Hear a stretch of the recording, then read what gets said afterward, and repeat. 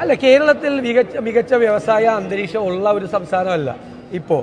അത് സ്വാഭാവികമായിട്ടത് മെച്ചപ്പെട്ട് വരേണ്ടതുണ്ട്. മെച്ചപ്പെട്ട് വരണമെന്ന് ആഗ്രഹിക്കുന്ന ആളുകളാണ് ഞങ്ങൾ. ശശി തരൂർ എന്ത് സാഹചര്യത്തിൻ്റെ പുറത്ത്, എന്ത് സ്റ്റാറ്റിസ്റ്റിക്സിൻ്റെ പുറത്താണ് ആ ലേഖനം എഴുതിയതെന്ന് ഞങ്ങൾക്കറിയില്ല. ഇപ്പോൾ ഉദാഹരണം, കേരളത്തിൽ പുതിയതായി കഴിഞ്ഞ 3.5 വർഷം കൊണ്ട് 3 ലക്ഷം സംരംഭങ്ങൾ തുടങ്ങിയെന്നാണ് വ്യവസായ മന്ത്രി അവകാശപ്പെടുന്നത്.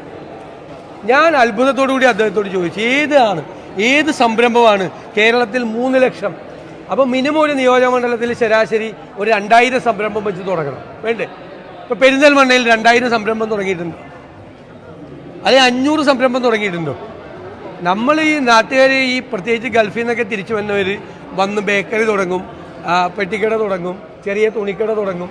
അതൊക്കെ വ്യവസായ സംരംഭങ്ങളായി കേരളത്തിൽ കൂട്ടരുത്.